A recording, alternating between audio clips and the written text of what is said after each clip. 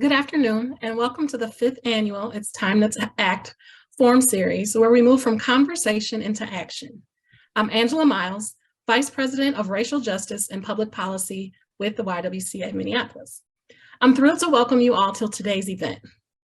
Aligning with our bold mission of eliminating racism and empowering women, we wanted to go beyond the surface and examine rhetoric of hate, its impact, and more importantly, how leveraging art as activism tells the stories and provides opportunities for how we can contest such hate while centering the Asian American Pacific Islander community. We have a panel of artists across different interests to explore how art is a form of activism and sharing actions for addressing cultural injustices.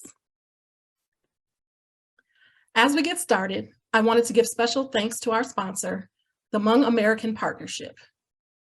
I also want to thank all of you for your continued commitment to eliminate racism with us. Before I introduce our moderator for today's event, I have a few housekeeping items to share, ensuring this experience is excellent for everyone attending. If you're on Zoom via PC and would like to see the live transcript, you can click on the button at the bottom of your screen. This may also be under More, and you then have to click Show Subtitle. You can then click and drag captions to reposition them. If you're on Zoom via a mobile device, you should see a prompt to view the live transcript when you join the meeting. For optimal viewing of today's event, you will want to adjust to the speaker view in Zoom. We look forward to your questions for the panelists. Please type your questions into the chat box. We will be moderating the chat and providing the moderator with your questions to be addressed after the presentation. Thank you in advance for maintaining a respectful chat environment.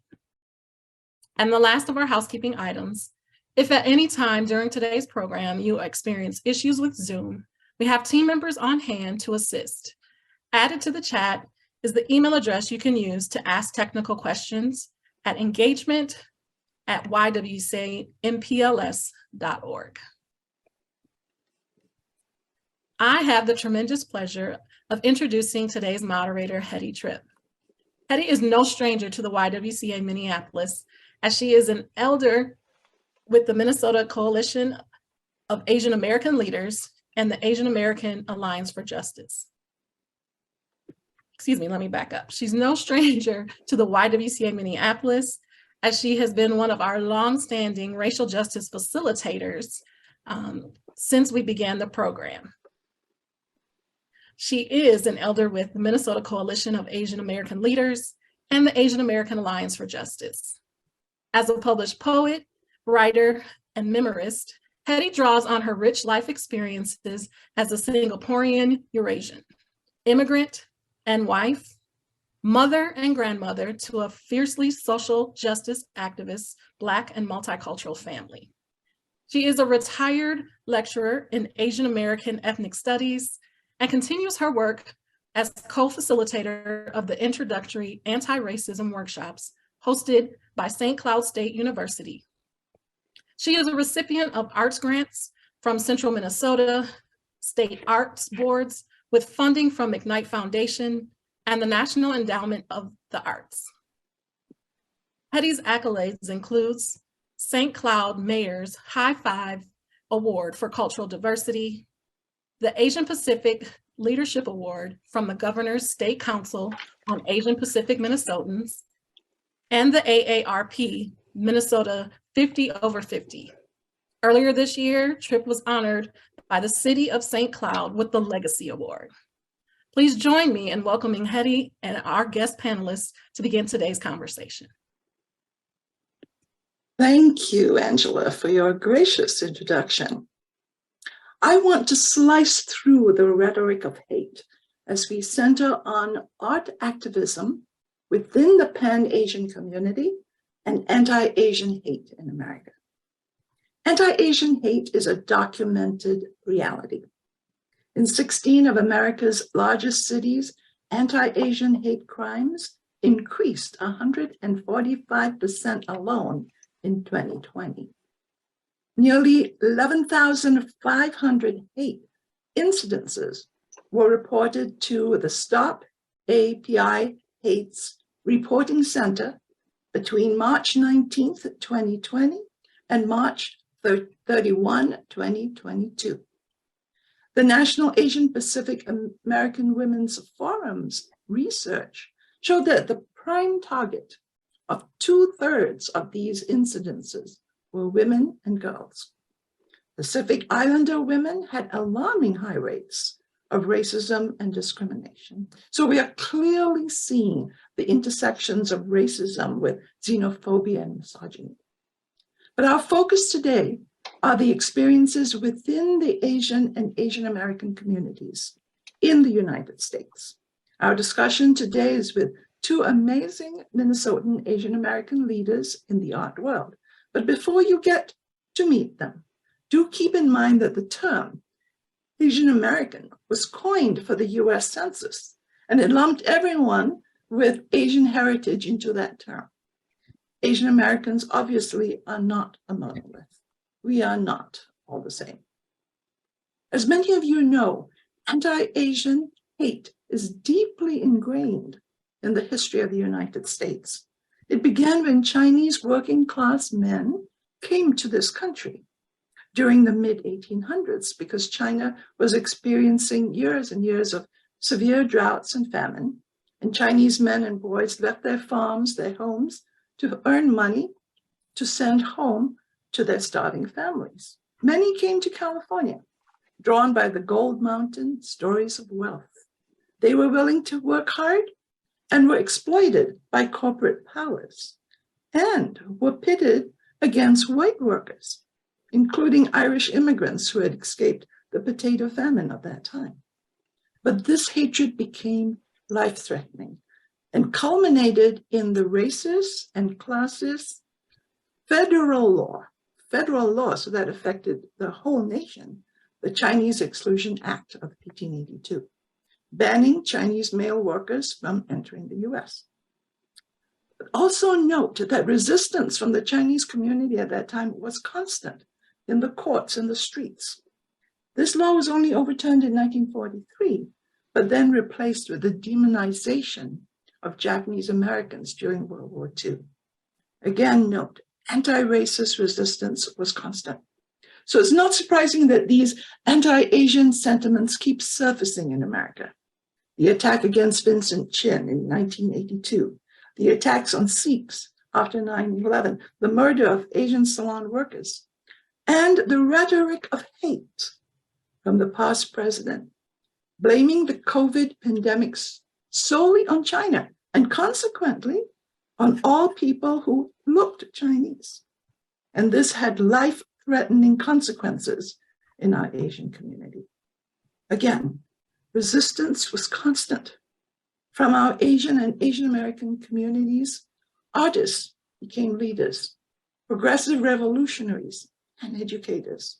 And I'm so pleased today to introduce two of these leaders, Antu Pham and Trivo, from the Pan-Asian artist community, who have been in the front line of social activism in the Twin Cities.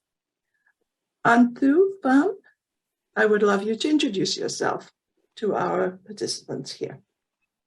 Hello, everybody. Thank you for joining us. My name is Antu Pham. I'm the managing director of Theater Mu, and Mu has been in the Minnesota community here for 30 years. We are celebrating our 30th anniversary season, and I have been with Mu since July of 2020, and we have seen a lot of the, just the heart of how Asian American artists have really risen, and specifically Asian American theater artists have really risen during this time. And in fact, before I joined Mu, I had asked what we had done when the racial reckoning and the uprising had, how Mu had responded. And I was told that when George Floyd was murdered, Mu actually gave the staff 2 weeks off. And during that time, our staff went and helped with the food banks and helped out with the community outreach work. And that was pivotal in my decision to join this organization because of my background in community organizing.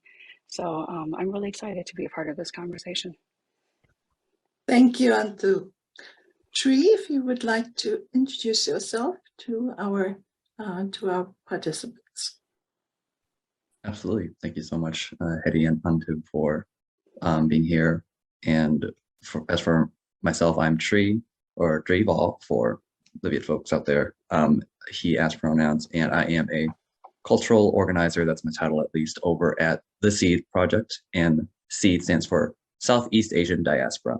I'm Vietnamese, Southern Vietnamese, and Southeast Asia is a large region with a interesting kind of profile or extent of visibility in the States, and it's I can stop there. I mean, that's my work. I also do a lot of various arts and community-based activity and work in the Twin Cities, and I'll keep it there. Thank you, Antu and Tree. And you'll get to know them more as we go through these questions. We'll be discussing several questions, and I again encourage our participants, if they have questions, to put it into the chat. And hopefully we will have enough time in the last half hour to address them. So the first question I'm going to put to you, and Tree, if you can start first. What is your opinion on where we are locally, statewide, and as a nation with confronting the continued acts of violence towards the Asian and Asian American community? Big question, especially for no matter what age you are. Me at 27 years old,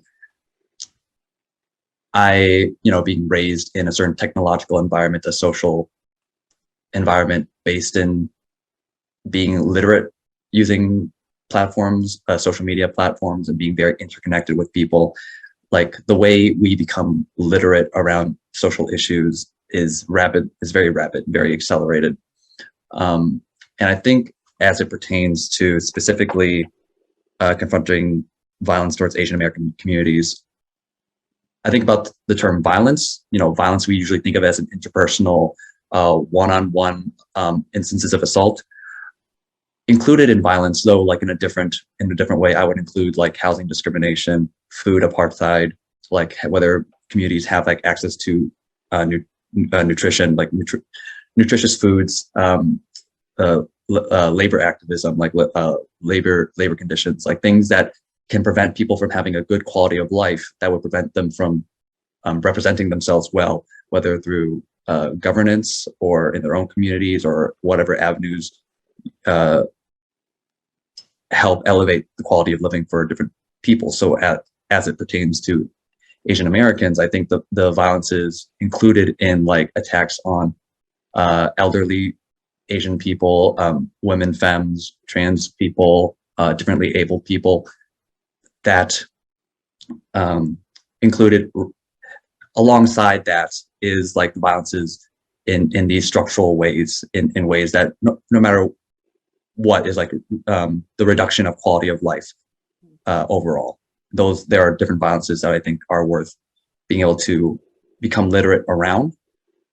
Sometimes I wonder if our social media, our kind of ecosystems for learning about these things, allow us to be better oriented towards talking about these topics more widely and more depth than we are. Sometimes I think like as a nation, locally, statewide, as a nation, we don't confront these different kinds of violences in ways that are more in depth. And yeah, so I'll pause there. Thanks. Excellent. And you've totally debunked the myth of the model minority, I might say. We will go to Antu, sorry. And some of the data that I had mentioned earlier, I know you wanted to address. So Antu? Yeah, and I think just to Tree's point too, we're here in Minnesota, and a state that is much more homogenous, and I think many of us it's rapidly changing, and the demographics of the state and the Twin Cities in particular is slowly becoming more diverse as we have more immigration into the state, and also just people from other states moving into the state. We're becoming a more diverse state. Dre and I, of course, are both Vietnamese American, and the Southeast Asian community is one of the largest Asian American populations in Minnesota. The South Asian population is also a large population. Hetty, as you mentioned, the Sikh community was, like were some of the Sikh and South Asian communities were some of the communities that were attacked after September 11th. From 2020 till now, like we have been seeing the rhetoric and the conversations about Asian Americans being attacked. And now I'm going to ask for the YWCA Ferries to upload figure 1 of the report. And as we have been looking, and for anybody who's been paying attention, I feel like early on in the pandemic, when we started talking about Asian American hate, so many of us had this image of violent attacks, and violent attacks specifically against our elders. But if you look at this, the very top one, the yellow bar, is listing 67%. The main attacks against the Asian American hate incidents that are being reported are harassment, and that's like verbal hate speech and harassment. This is not a physical attack, but it's a verbal attack.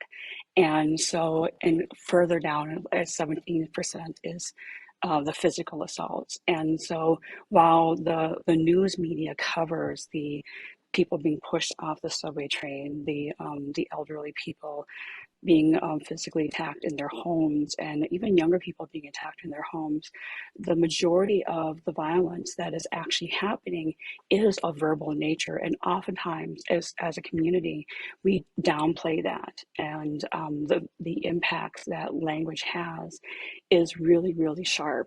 And then for Minnesota in particular, since I talked about that, if we can see figure number 3, we see this map here in the United States of the 20 states with the largest number of reported incidents. And so I'll just wait for our ferry to bring up figure number 3 when we get a chance of that. And so here we are. The states that are shaded in blue in various stages, and Minnesota is one of them. And this is from March 19th of 2020 through March 31st of 2022. So this last March. And we don't think of Minnesota as a state, or at least historically, I have not thought of Minnesota. And many of us think of like, oh, the violence is happening in states like New York or California, where we have larger populations of Asian Americans. But Minnesota, we also get a lot of attacks, and other areas where we have pockets of Asian Americans. So I just want to point this out as just a way to kind of debunk that. And I remember having conversations early on in the pandemic when we started talking about Asian American hates, even in my family, when they said, in Minnesota, we don't have to worry about this. And in fact, it's something which we really should be talking about and thinking about it and discussing it in our schools, in our homes, and in our communities. And so now if we can go down to figures, and the next one, figures 5 and 6, and these two, as I said, like, I very much early on, we were talking about the people that were being, that were subjected to the violence the most. Again, these are March 19th, 2020 through March 31st of 2022. The languaging, the messaging has always been our most vulnerable, our elderly, and they are definitely being attacked. But if you see here, the pie chart above, 60% of the people who are being attacked are women or female identifying, and 30% are male. 3% are non-binary, and 7% are not identified. And then the bottom chart, you see the different age groups of the people who are attacked, and actually the largest age group of people who are attacked are the people from 26 through 35. And so it's a much younger demographic of people that are being attacked. And if you go to Stop API Hate, there's a question in the chats, this report, they do an annual report that you can bring this on, and I'm sure the Y can share the link to that. And if not, I can share where this whole report, there's more charts too that can be shared. But I just think that for me as a person whose original background before I got into arts work was actually finance, I just think numbers and facts is really helpful. Thank you. Yes, data is there. That's a physical evidence. Keeping you on in terms of the question on how do you leverage now art through activism as a way to educate and shift attitudes about anti-Asian hate? And this would be your involvement with the art organizations that you're with. Again, I very early on in our first year, one of the first things that I got to be a part of was working with Moo and working with our artists in the beginning, first year through the shutdown. If we all want to go back into this, this time machine to think of 2020, and I know many of us, like we're still in this pandemic and we don't want to think about that. But in 2020, we were still not sure how much we could do in person. And Theater Moo, we had shut down. We couldn't do in-person programming. But one of the things that we knew we did want to do is we wanted to continue to pay our artists. And instead of just deciding that we couldn't do that, one of the programs that we did that I'm really excited about, and I'm really glad that we did, was this program in conjunction with the Jungle Theater called Shine a Light. And again, with the YWCA fairies, if you could pull up Campion Bang's image, this what Shine a Light is the Jungle Theater, for people who know. It's on Lindell Avenue, and they have these large windows. And so we worked with designers, props designers, costume designers, set designers, and we asked them to design window displays with the prompt of COVID, pandemic, and anti-Asian hate, and what that prompt meant to them. And so when you look at this image, so Campion Bang is a costume designer, and she works in textiles. And so Campion is among artists, and she, like in Southeast Asia, we're very surrounded by waterways, and here in Minnesota, we're also very surrounded by waterways.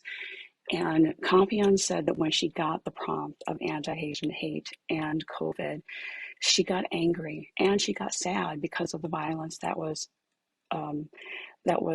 put upon our communities, and also the hate rhetoric that the COVID pandemic brought forward.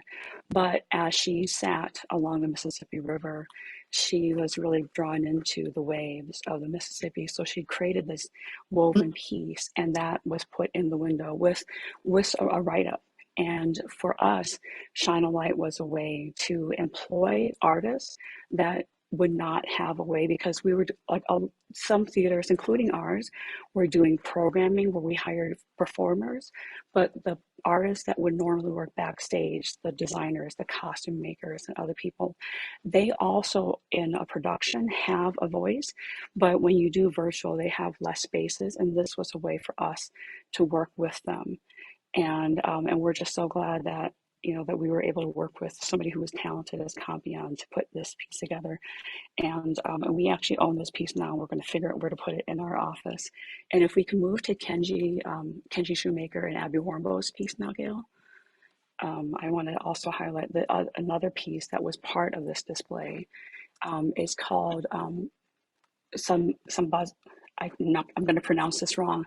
Sembazuru, Sembazuru, and it's about this. And many people who might know the story that if you fold 1,000 paper cranes, your wish will come through.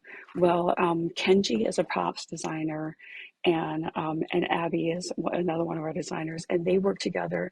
And this display is, if you'll see, it's paper cranes flowing and becoming masks, because the wearing of masks was so controversial that their messaging was this wish for peace and also like the right of people to protect themselves, to be safe.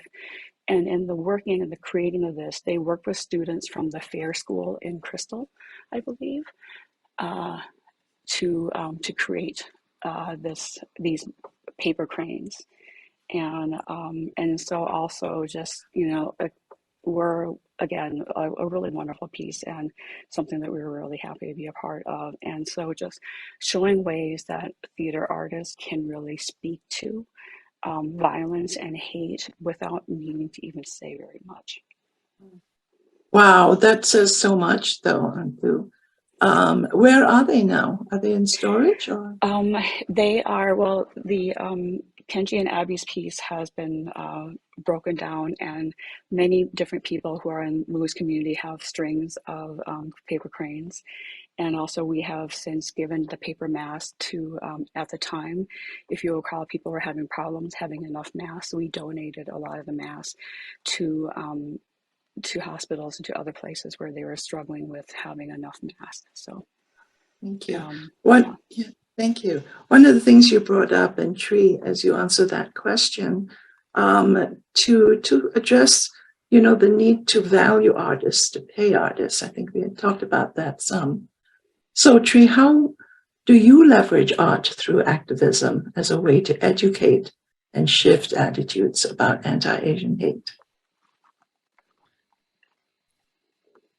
A lot of big questions today. Not that I'm not up for the challenge. I think, well, I wonder about the point that you just made, right? About paying artists, the value of art and how that translates into compensation, artists being able to pay their bills, because we still very much live in the reality of having expenses, the cost of living, and artists are not outside of that realm. I can't speak too much on that since I'm not like an employer of an org. I think Antu might be able to speak more to that. Though for me, speaking to this question of leveraging art through activism, I know that one thing I can say, speaking for myself, at an individual level, there's some arts that I've participated in the past few years, such as improv theater, puppetry, and a long time pastime of mine, punk music. I'm a very big, have a strong affinity for punk rock and its legacy as both an art form, a musical genre, as well as a movement of unsettling status quo at like a big picture level. However, like how that's shown up has changed and has been different throughout the past few decades. One thing that I struggle with, however, is more of how do we talk about these big picture issues through the arts that we do. With punk music, I've had a lot of difficulty trying to find other like-minded people who share like these legacies, these historical legacies of displacement or war or poverty, and be able to turn that into the art form. These already like very niche art forms, whether we're talking about puppetry or improv theater or punk music. We all know that puppetry, I don't know if we all know, but like puppetry has rich traditions throughout the world. Just as theater, live action theater, meat theater, some people might joke, meat people theater might have rich traditions over the world. However, when you have a more niche art form like puppetry or punk rock, the audiences might be smaller. There might be less understanding of these art forms might be less legible for some people. And so as a person who participates in puppetry or in punk rock, it's hard to figure out like if my audience is like my goal is to change hearts and minds around anti-Asian hate. These avenues may not have, I might be speaking to choirs. People who usually like attend puppetry shows or punk rock shows are already usually like very open-minded, very quote unquote enlightened, evolved people, because they are like so, well, usually, sometimes it can vary, but usually they are educated enough to know something, to participate in puppetry in the 21st century or punk rock music, to be like, yeah, we're against hate of various kinds. We're against these things. But then how do you translate these messages, these themes, and this kind of activism to a larger audience when we have like more niche art forms? I know that's like speaking very broadly, so again, I'll pause there. Oh, thank you. Thank you. Some deep thoughts there. Let's go into talking about methods, artist methods in community-based education. So you're looking at a larger community here, especially using theater as a tool of transformation. So, you know, even though you have participants who are part of the choir, there is transformation happening.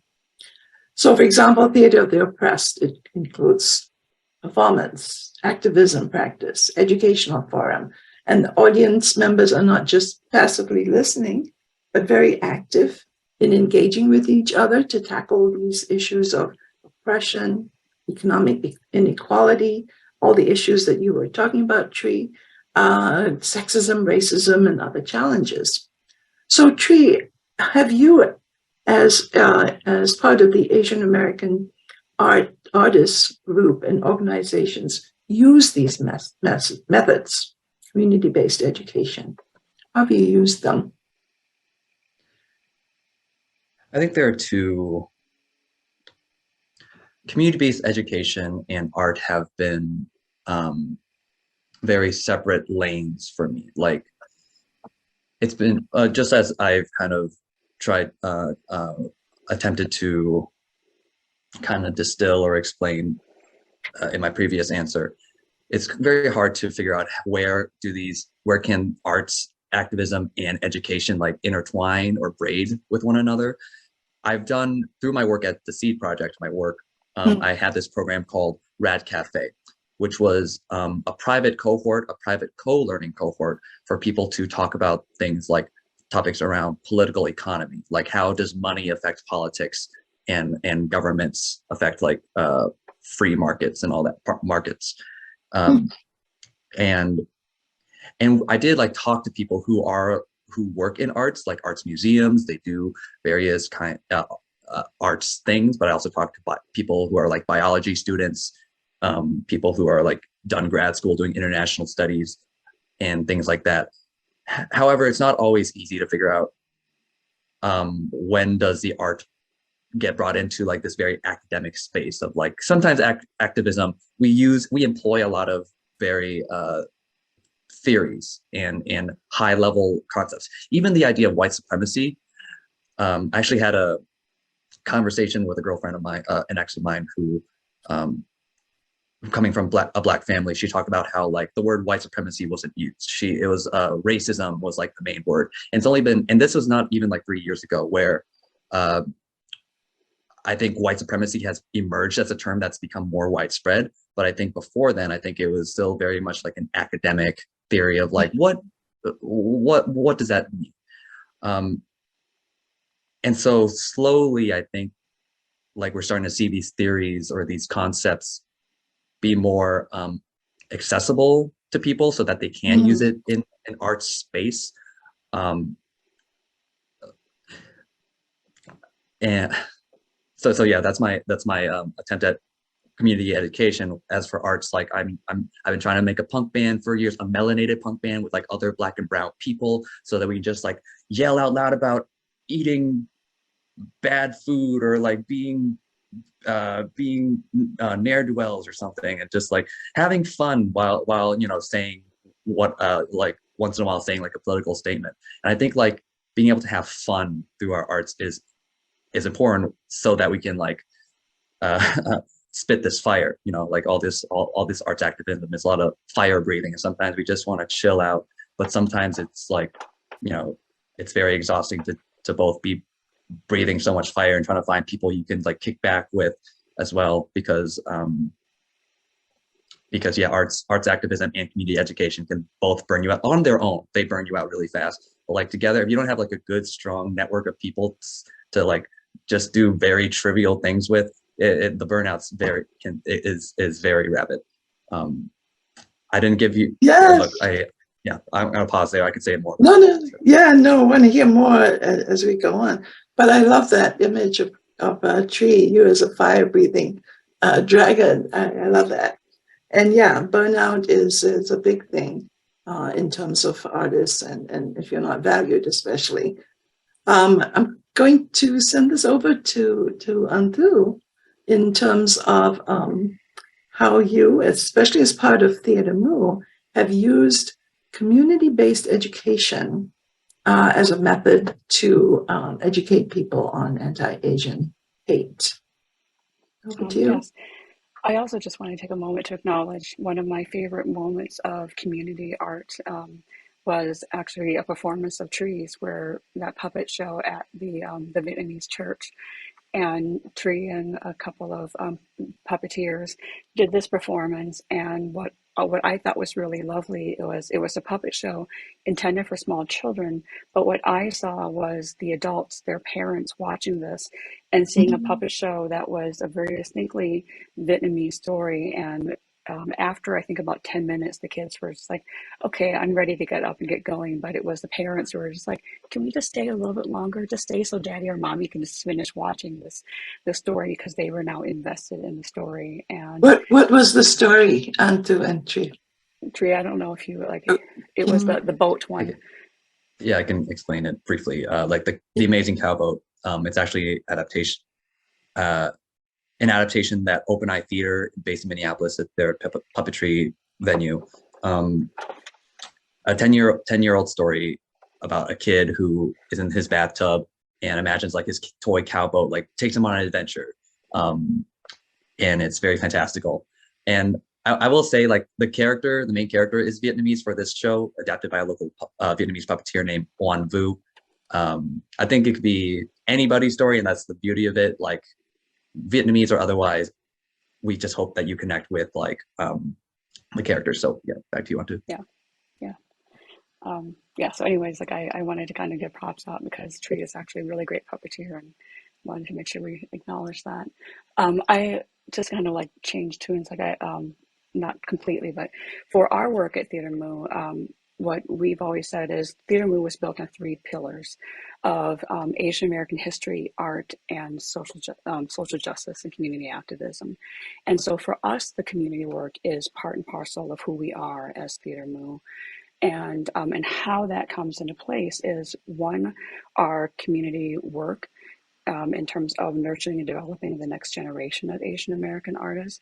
Because when Mu was first founded, Rick Shiomi, our artistic director at the time, and like a small group of Asian American artists founded Mu. But what they found was there weren't a lot of Asian Americans who were trained in theater arts.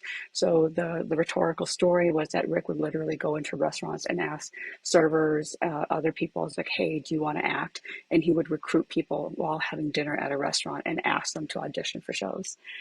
And so, and out of that was created this program called MTI, the Mood Training Institute.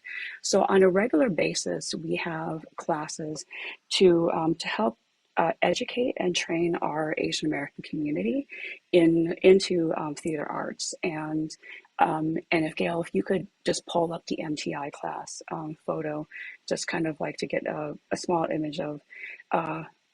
Well, this is, yes, here we go. Thank you. So this is just like a scene from a showcase. And so here's Cody and Hua.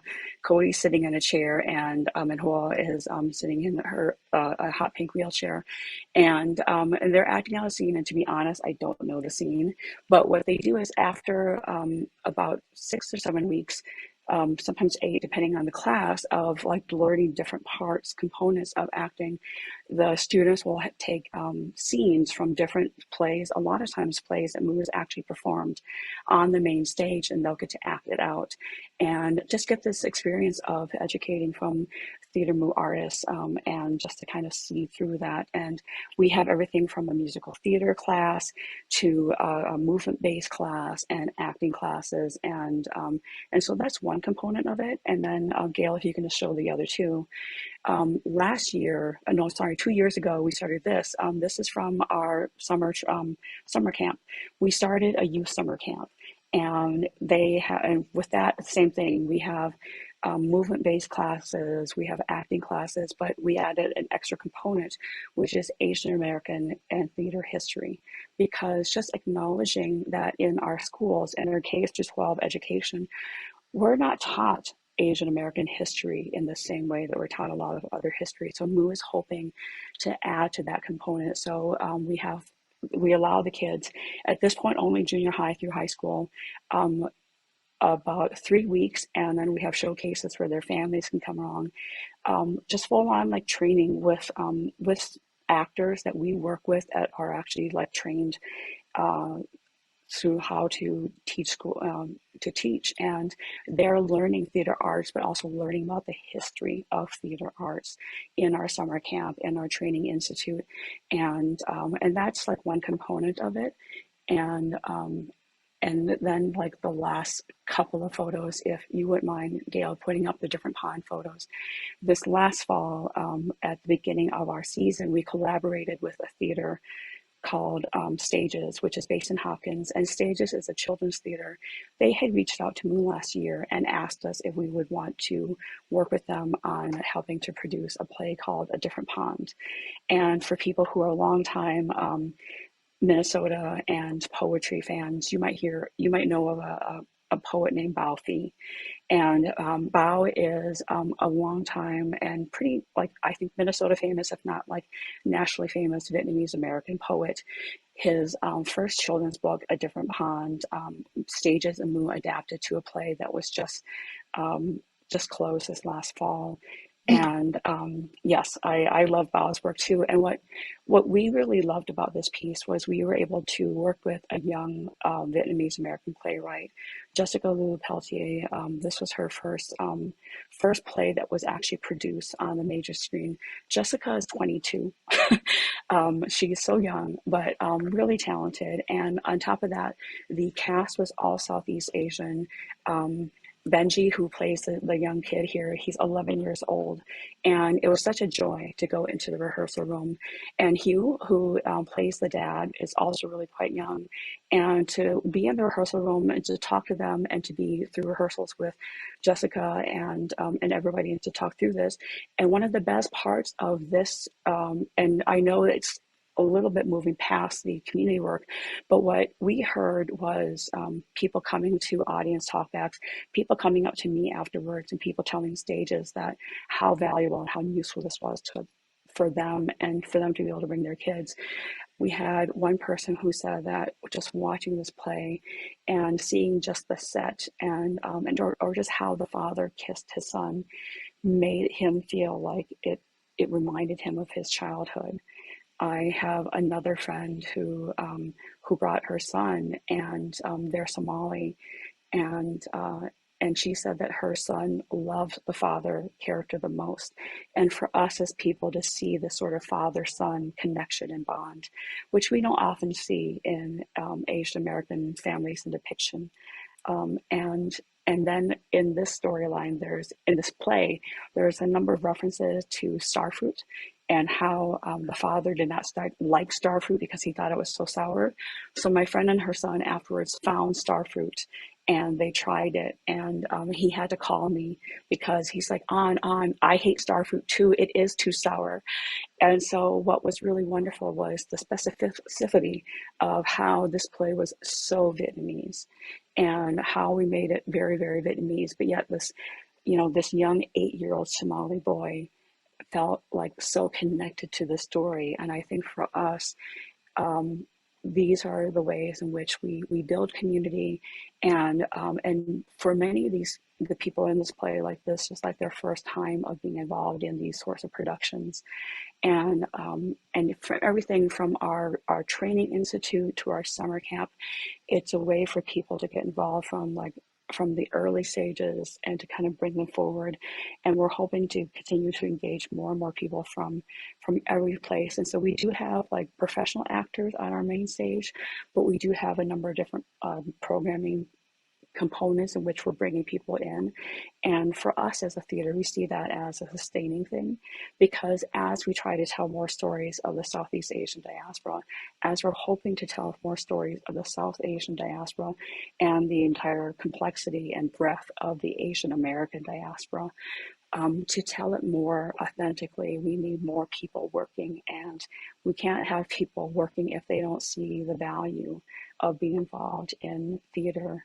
And so that's kind of how we get involved in the story making in that way.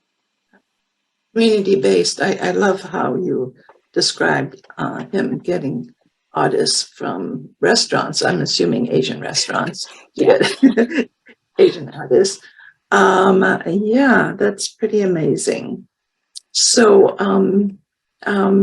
Tree, if you want to add to that in terms of other tools that artists use to fight against hate in its many forms. And before I let you do that, I know that one way that we are fighting with that within CAL, the Coalition of Asian American Leaders, is through laws and legislation. And I believe that the Minnesota Hate Crimes Bill, which contains language on crimes against bias, is now in an omnibus bill of the legislative session of next year, so which begins in January. I've been following that for a long time now and not understanding why it doesn't go through fast. But there's a lot of politics, I guess, behind that. But Tree, this is an open question. What tools do we use to fight against hate in its many forms? Yes, I think fighting it through avenues of governance, through like policy change, very important. We need to make sure that our leaders are paying attention, or making bills, crafting bills that are in the best interests of our communities, so that through our elected officials, they can hopefully make things easier for us on the ground to do our work wherever we're at, which includes, and I'll segue to this, to my point earlier about like artists don't just make art. We also have to pay our bills through other means. And sometimes we can't do that just by making art. We have day jobs that may or may not include that kind of work. I know several friends of mine who include Asian people, work at the Science Museum. Oh wait, can I say this? Shoot,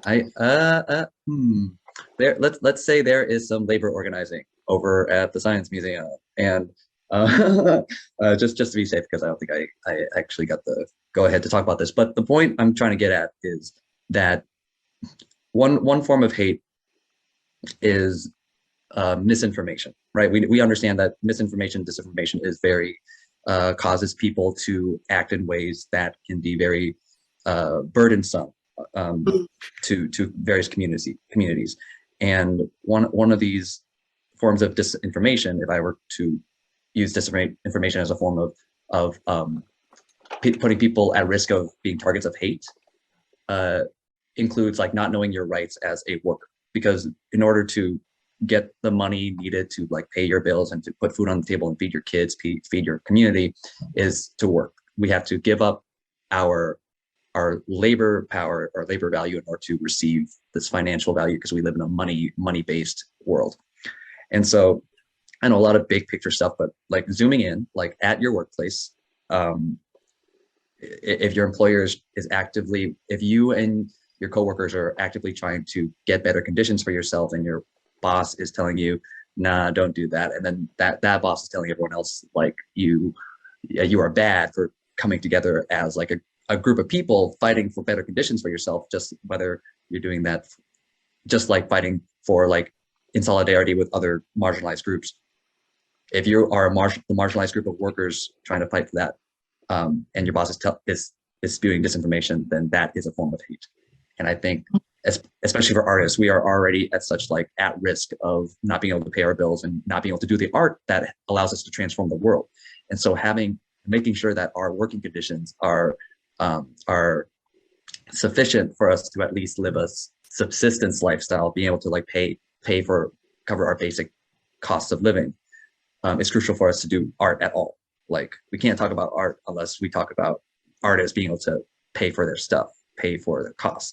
And right now, because of the world we live in, we think about, let me think if I should go any further. I'll pause there. I'll say that to form whether I think Asians need to be included in this bigger project of working for, of making sure whether you're an artist or not, being able to make sure that our working conditions are benefit us so that we can make good art together. Yeah. And the base of that tree, I think, is the value you be put to art.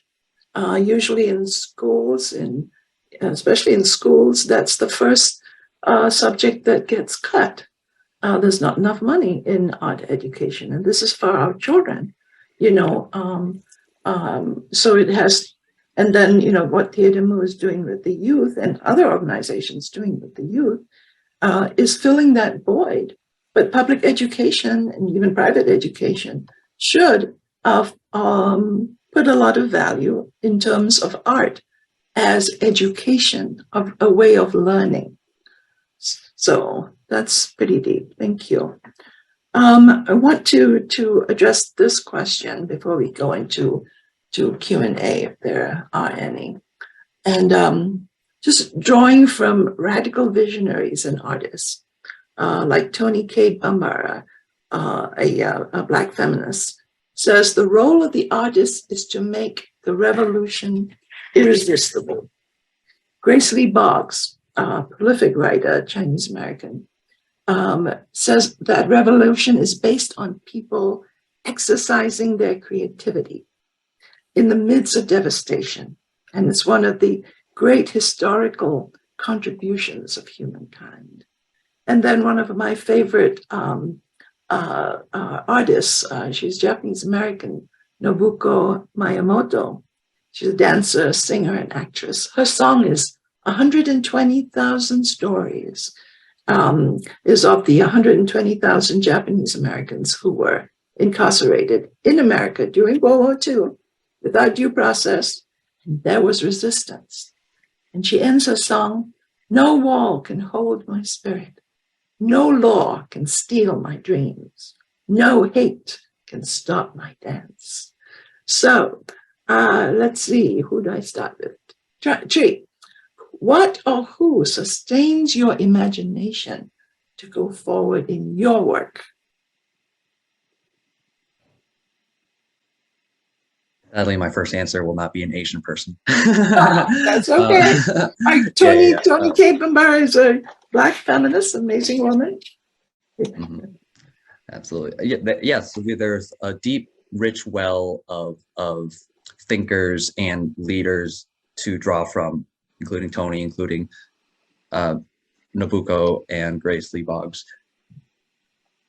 In terms of like, I only say what I said because I think it's nice to like have a lighthearted first answer for this, because I can talk about like more serious figures who have informed my life or informed my imagination, my political imagination. But I'll start with this guy named Jeff Rosenstock. He is this kind of punk rock musician who's like in his mid-30s. He's very like unassuming, like white guy from Long Island, New York, but his music, when I heard his music, I had listened to it first, like at some point, but then I was like, oh yeah, this is good music. But some years later, I revisited his stuff, and the way he's so self-effacing, but also like very kind of very tongue-in-cheek, be able to like speak to all these like big picture issues, but also bring it to like a very he has a lot of humility, but he's also like makes a lot of rollicking good, you know, just songs. And I want to do that for myself. The reason why I like punk music is because I think it can be a very diplomatic genre. You don't need to know a lot of technical musical theory in order to like make a 3-chord song about this grilled cheese sandwich you ate today. Like it can be very simple and very like just off color or whatever. And I think there's a freedom and a liberation to being able to do simple things in a very politicized body. We know, like, we think about punk music or like a lot of genres of music being like very white. And I'll zoom in on punk music being like, if we had more melanated people making this music, I think there would be a lot more joy. Punk music is a great vehicle for shouting out about political things while like being not too serious if you want to be, and among other things. I think that's very liberatory in a very basic level. In terms of like Asian people, I guess. Bao Phi is great, local Vietnamese. It feels very close to home to have another Vietnamese like artist creative who's been doing it for decades. I know there are other examples that I could draw from right now, but my brain's just kind of drawing a blank. But I'm gonna say, maybe could I answer this in a moment later? I'm gonna say Jeff Rosenstock for now. But you know. We'll give you a little break to collect your thoughts, and we'll go to what are your who sustains your imagination as you go forward in this very challenging work? Yeah, I mean, you name some wonderful people. I think back to what took me on this path in the first place, because for as I said, a number of years I wasn't working in the arts, and I did community work. And it was somebody who I considered somewhat of a mentor. And he had told me that he and his wife have season tickets. Well, they don't anymore. He's passed away, but they had season tickets to the orchestra. And they consider that a really valuable part of their self-care that helps sustain them through the work. And it gave me pause, and then I want to say about 20 years ago, I came back from a trip abroad, and I was feeling really burnt out, but also just really inspired by the work of the people that I saw there, and I wanted to find a way to share the struggles that I saw, and to share the people's movements in a way that was beyond protesting or giving a talk back.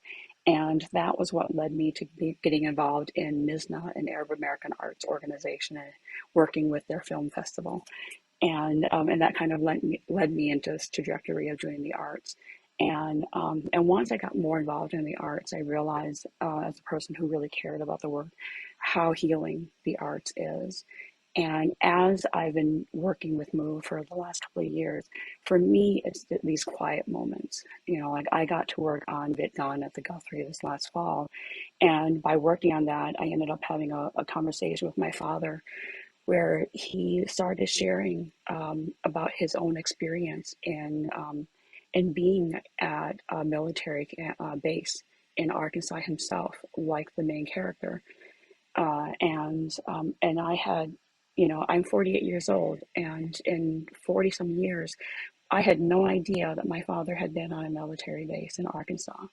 And so for me, it's this power of art to unlock trauma and to slowly start to heal trauma. It's my 80-year-old father being able to start sharing parts of himself that he's been too wounded to be able to share. It's my friend's 8-year-old Somali son who calls me aunt and tells me that he is seeing himself reflected in a Vietnamese American story. So for me, it's not so much like these big things, but it's these small, quiet moments that people are saying that they see me and see us and the work that we do. And that's what's important. Yes. And like Nabucco was saying, 120,000 stories. And I know, and both of you are part of CAL, Coalition of Asian American Leaders. We've been collecting stories by Asian Americans for 2 years now, 2 or 3 years. And you can get that on the CAL's website. I think it's cal.org. We can give that to YWCA to find out. But stories of ordinary people, I think that's what's coming out of this discussion, is that, dare I say, we are all artists. I believe that, although some folks, push back on that. But to tell our stories is being an artist. The art of words, the language of words. One of the questions that I think folks might be interested in is, how can individuals stand in solidarity with the Asian American community. Let's start with that. Who wants to try? G, how do individuals stand in solidarity with us as artists in our community? I feel, I wonder if this response, well, I'll say it. Sometimes I wonder if we Asians should start by standing in solidarity with ourselves. I know that might be a hot starting point, because again, Asia is a big continent, lots of countries, lots of ethnicities, and it's not, and this label of Asia, of being Asian, encompasses a lot of different people with histories that actually happen to conflict with each other before coming here to the States. And even being here in the States does not mean like we all agree or are in consensus with each other. Yeah, I can name plenty of examples. And so I wonder, with me saying that so frankly, where does that go with the direction of responding to your question? I think people who are not Asian can do their best to do what good bystanders and friends should do, is like, if you see something, say something at a very basic level, right? You see like some kind of small act of microaggression, people might call like a small acts of someone being discriminated against or being burdened by a racially charged act. Name it out loud, be by the side of that person. Don't try to how do you say it, act like the hero, right? Just kind of name it out loud and be ready to support that person you're with at an interpersonal level. Maybe at larger levels, learn about what challenges face Asian Americans, whether it's housing or discrimination in education or in mental health, and try to find ways to support folks by getting them the resources they need, whether supporting them through like legislative bills, supporting people during labor organizing, help other things, like help Asians especially like lower class Asians, make it through school. Make sure like Asians are supported in getting through school and have the support around that, and parents of Asian kids, or Asian parents with Asian kids. Okay, that's a whole thing. But and then the question about Asians supporting one another, I don't know, do we have time for that? I think that conversation is better direct. What? Go ahead. What? Take it away. What were you going to say? I was going to say, to paraphrase, I think that conversation is better left for a larger Asian audience, right? I think what I would say to like an Asian audience would be different, because then I would also be listening more. I would be listening to what other Asians would say about like maybe their struggles with their own communities, or with their own communities, I mean like their own ethnic community. I know for sure that I have struggles with Vietnamese people, because we're all just people, right? We're just because there's a phrase, not all kinfolk or not all skin folk are kinfolk. Just because you share the same ethnic background or whatever does not mean you're going to agree inherently, among other things. So I'm going to pause there. Oh, yeah, that's what I got. I like that. Not all skin folk are kinfolk. Yeah. I mean, we do have to deal with inter-ethnic conflicts, interracial conflicts within BIPOC communities, and then with the dominant society. But Anthu, what are your thoughts? How can individuals stand in solidarity with our communities? Yeah, I feel like there's multiple ways, and because of my job, I feel like I'm equipped to give you tiers of support. Like we've mentioned a couple of different Asian American organizations. I'm of course part of Theater Mu. She works with the Seed Project. Hetty, you work with Cal, Minnesota. We're all nonprofits. A very easy, low bar support it's the end of the calendar year. Some people might be thinking about like making your year-end donations. You can add it to your taxes. I know we all accept donations, so that's like really base level support.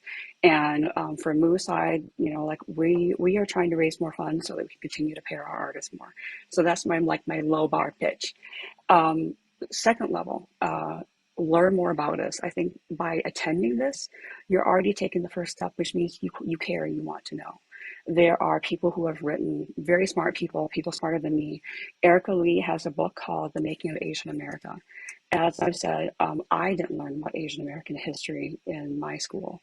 I learned about Vietnamese history because my mom was a history teacher in Vietnam. So we grew up at home after dinner. My mom would teach me about our history, but not everybody had that. And it wasn't until I picked up the biography of Malcolm X in high school and learned about Malcolm X and then learned what Yuri Kochiyama because of Malcolm X that I started to dig into Asian American history. So pick up some books and read that. If you have a book group, maybe suggest The Making of Asian America by Erica Lee or other parts. So there's reading about it. And then I just wanted to point out that the Star Tribune named Pahua Hare, who is a Hmong American photographer, Artist of the Year. She has photographs about the Hmong community, and she has an exhibit at the Walker Art Museum until January 22nd. Theo Nguyen is a Vietnamese American artist. He has an exhibit talking about the impacts of war on the Vietnamese community, and his exhibit is there until June 2023.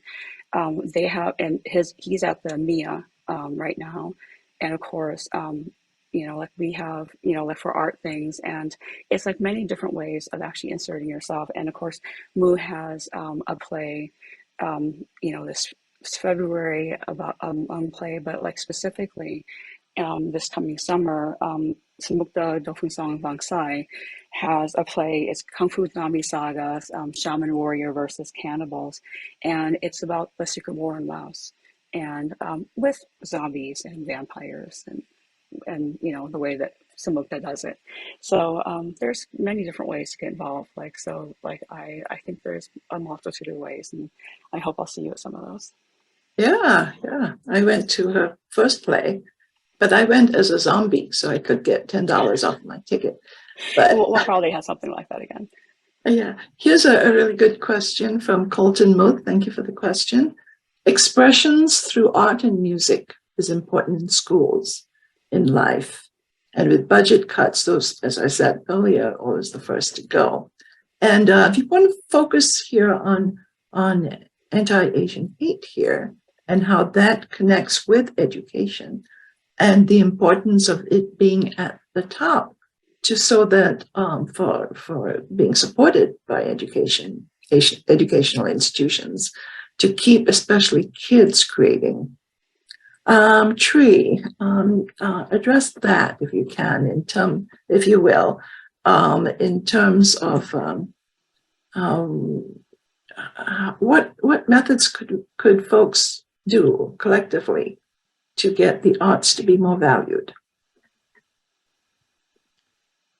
Absolutely. Thank you, Colton, for naming this challenge and asking this question. As it pertains to Asians and in my perspective, I just had a thought about I was trying to pull a couple of thoughts together. One thought is I think Asians are already facing, I just pulled together. Asians are already facing an uphill battle with our relationship to the arts, or this was more true in the past, in decades before. Maybe I'm not sure where it is now, but Asians are told the one arts we can participate in is piano, violin, the elite arts, and usually those are certain segments of Asians, not all. As this question pertains to Asians, I can't speak for other groups right now. I think a lot of the work.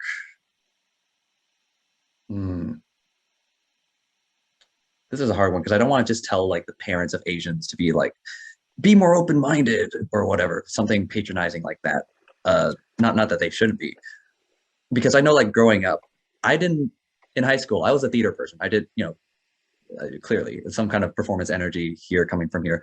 However, I didn't know about Theater Moo until like college. I'm like, where were you guys when I was here, like being King, not King Lear, what am I thinking? Like Father Pedro or whatever his name is much ado about nothing. I was like, what's this Vietnamese guy playing this Italian dude? And why do I feel so like out of fish out of water?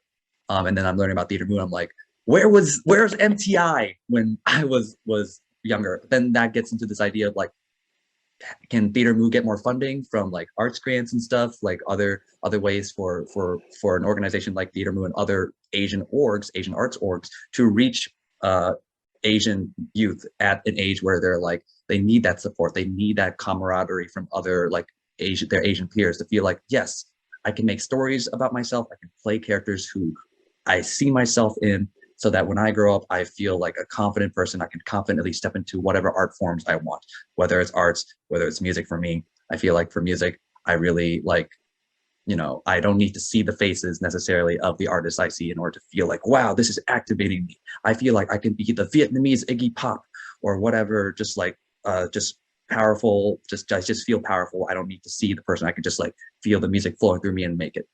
And so like, if there's just ways to like fund different organizations, and also artists, individual artists who have that energy, to inspire other young artists, that's what we need. I don't expect that. I'm not going to expect that from like our public and private institutions necessarily.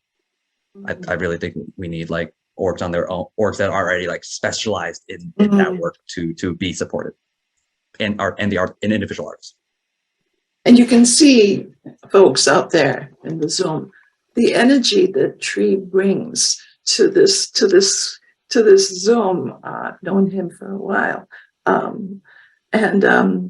this is an artist talking to you out of his own personal experience. He's not speaking for all Asians, but it is a little window into what you see today. And if you can. Can you address that question? How do we keep it to the top? Yes.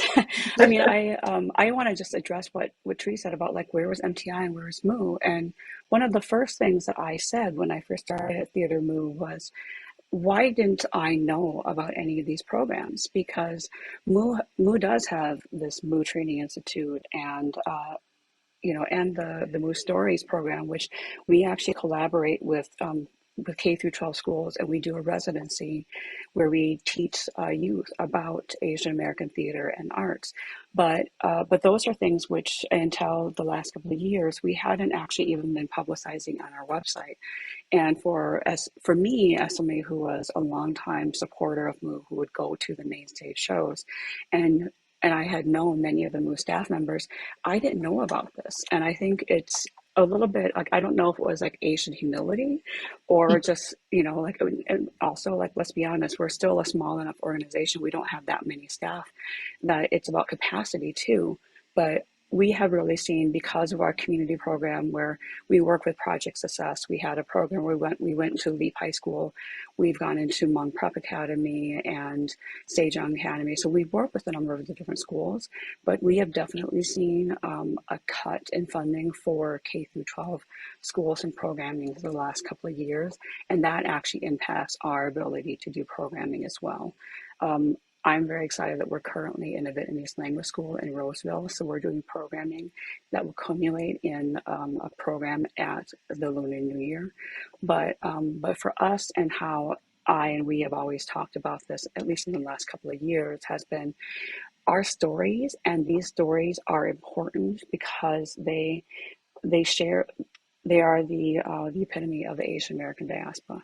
And the Midwest Asian American diaspora is so unique and so different than the overall Asian American diaspora. I've talked to artists from the coast, from the Bay Area, from Los Angeles, from New York, and many people have all said the same thing to me, which was, in Minnesota, our experience is very different.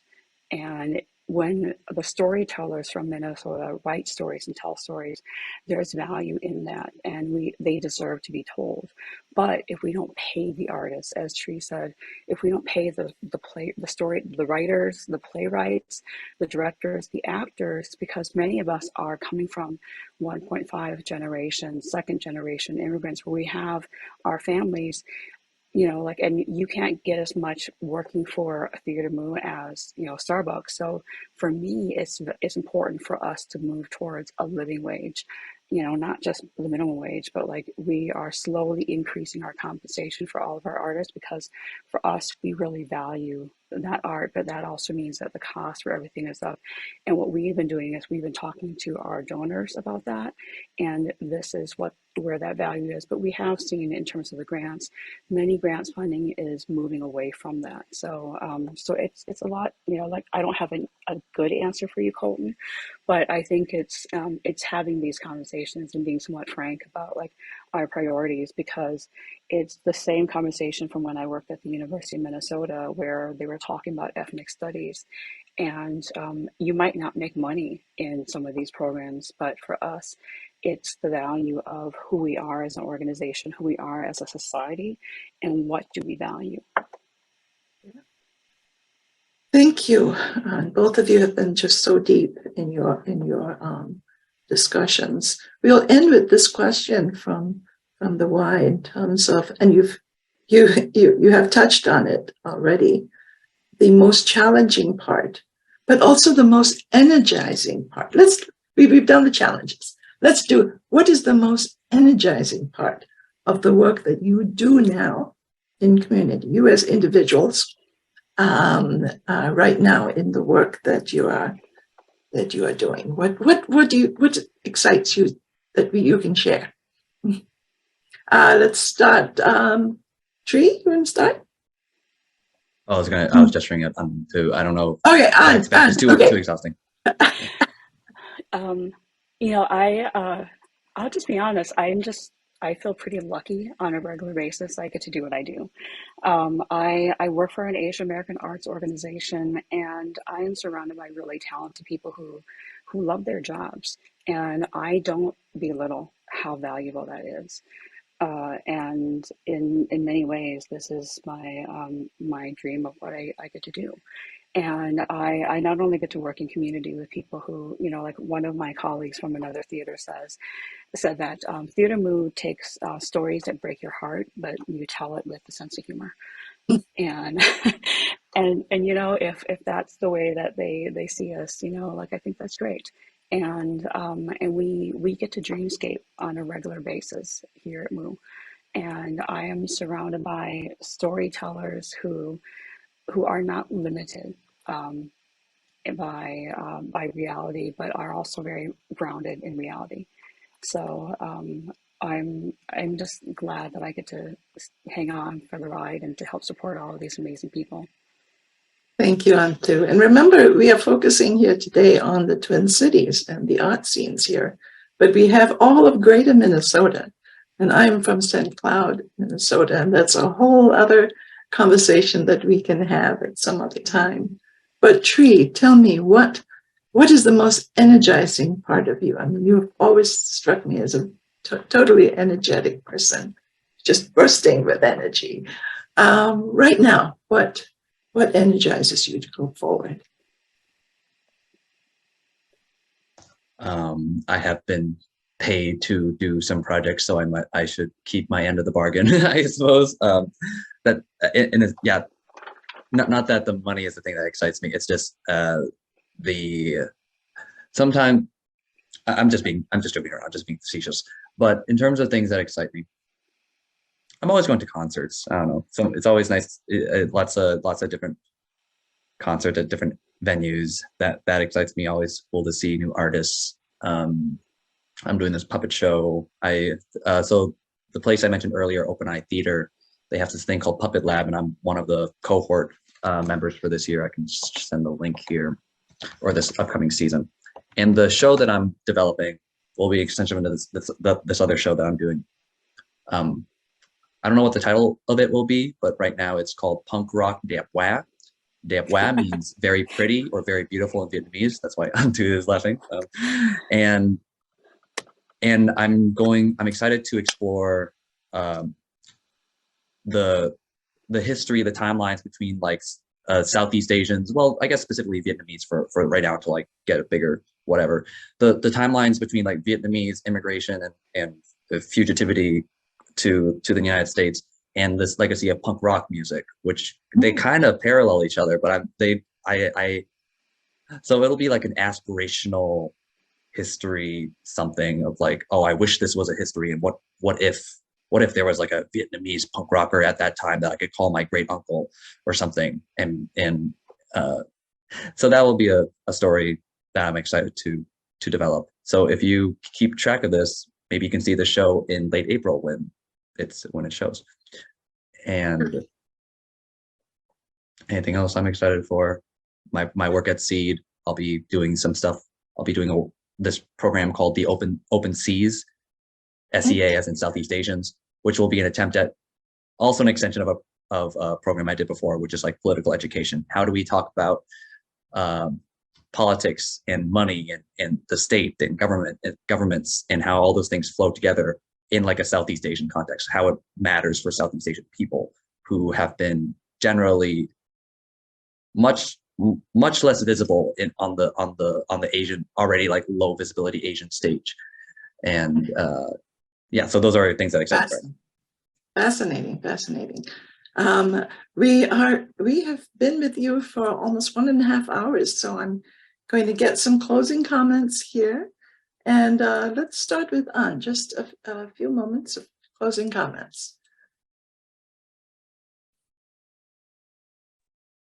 I've been spending a lot of time the last 2 weeks just kind of thinking about the play K-pop on Broadway closing, and it just closed this last week. And I don't know if anybody else has read or heard about it. It was the first fully Asian American play that was on Broadway, and it closed after a very short period of time. And at the same time, Ain't No Mo, which is a Black play, was on Broadway for just 2 weeks, and it got canceled.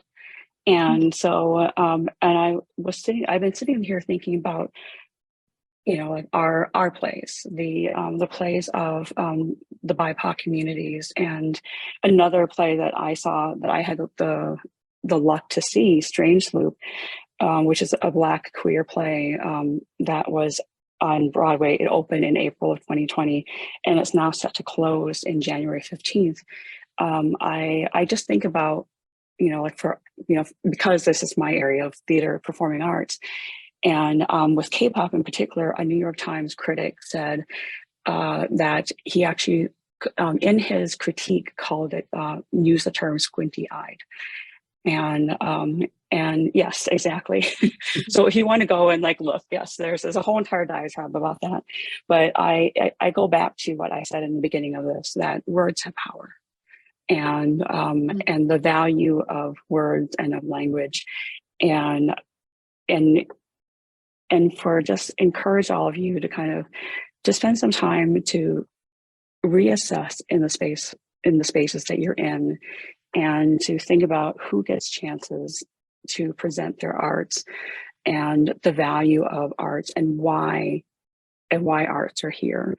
Like like when we see places on Broadway, and when we see movies that are out in Hollywood, when you see some things that you feel like it's the same thing over and over and over, and when you see things that are different and new that come from communities of color, like the Asian American community, and even if they don't initially seem like they speak to you, maybe give them a shot, and then see if you can figure out like what they're trying to say, and and just to kind of like give that space a chance, and also just kind of like think about the value of the languaging that we're using. Thank you so much, Antu. And Tree, last words from you in terms of the rhetoric of hate, and that certainly has is language based. Anti-hate against Asians. Your closing words. My first closing word is damn. Oh. Man,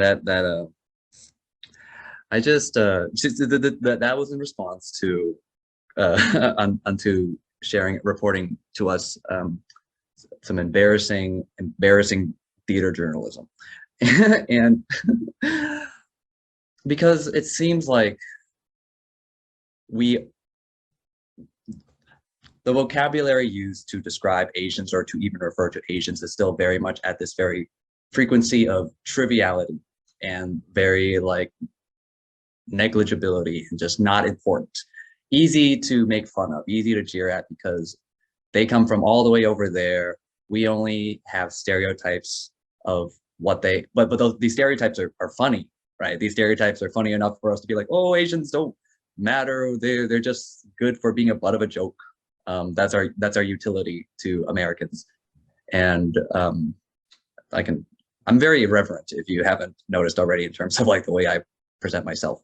And I will echo what Antu said and say, if you see work from us, just give us a chance, especially like if it's an Asian person especially trying to break various kinds of molds, because us existing in this country for as long as we have is already like breaking different kinds of molds, and then trying to support certain Asians who are like breaking molds that even other Asians are like, don't be doing that. Maybe I think if you notice that there are some Asian artists who are doing that, especially, give them a chance. Like send them, even if it doesn't end up being like the best thing, give them a shot, watch their stuff, try it out, support the effort, support the attempt at like pushing back against this squinty-eyed in 2022 on Broadway. Mhm. My God, my Lord. Yep. And that's how, I mean, Tree, you've got the gut reaction there in terms of what, the Asian and Asian American community experience on a daily basis. This is just one or two examples, but we have to close now. And I'm thanking again our marvelous, wonderful Antu and Trevor. And thank you to the YWCA and its mission of eliminating racism and empowering women as we continue all together to challenge hatred against Asians and Asian Americans. And we do that with awareness, with education, data, critical thinking, analysis, taking opportunities for collaborative action, and speaking out in all forms. And you've heard a bit of that today, using your skills and within your capacity. And I want to bring back Angela here from YWCA to say goodbye to us. Angela, this is yours. Thank you, Hetty. And a special thanks to Hetty for serving as our moderator and our guest panelists, Antu and Sri. Your insights have been informative, meaningful, and provided space to deeply understand how the arts are used to combat hate within the AAPI community. We appreciate you driving the conversation forward and sharing actions each of us can support. I also want to thank all of our participants for being in community with us today. We appreciate your support of our mission and working towards a more just society. Thank you again to our sponsor, the Hmong American Partnership, for joining us in this work.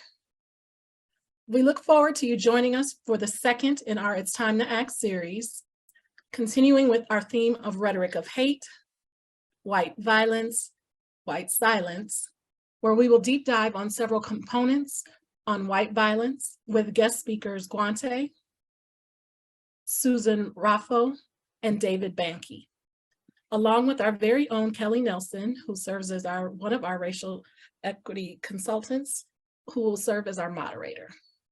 We look forward to you joining us for this important conversation, supported with actions and moving towards a more just and equitable society.